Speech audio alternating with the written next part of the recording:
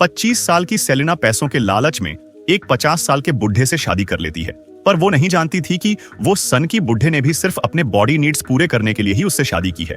वो सुबह शाम यहाँ तक कि सेलिना की मर्जी के खिलाफ जब चाहे तब उससे क्लोज होता था, और अगर इस दौरान सेलिना उसे रोकती तो वो उसे जानवर की तरह मारता भी था। पर एक दिन कहीं घूमने आने के दौरान ज्यादा पी लेने की वजह से आदमी पैर फिसलकर नीचे गिर जाता है।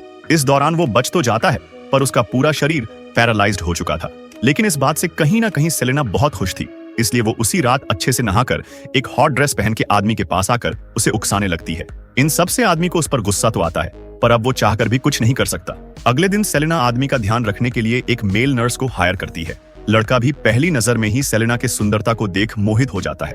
वो अपना सारा काम खत्म करके सेलिना के रूम में आकर उसके कपड़ों को देखने लगता है। फिर वहाँ के चेस्ट बोर्ड पर एक चाल चलकर नीचे आ जाता है, पर रात में सेलिना देखकर ही समझ जाती है कि यहाँ जरूर कोई न कोई आया था।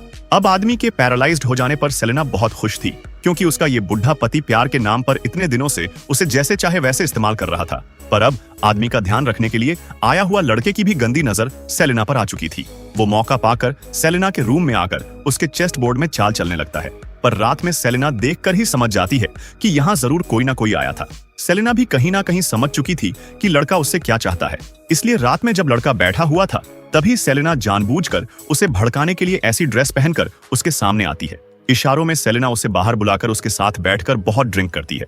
फिर बातों ही बातों में थोड़ा मौसम गर्म होते ही हार्मोन के प्रभाव से वो दोनों एक अनहोनी कर देते हैं।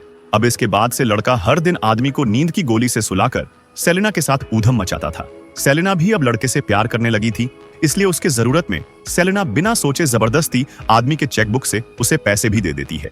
इससे खुश होकर लड़का उससे प्यार करने लगता है, पर अब उनको ऐसा करते हुए घर की नौकरानी देख लेती है।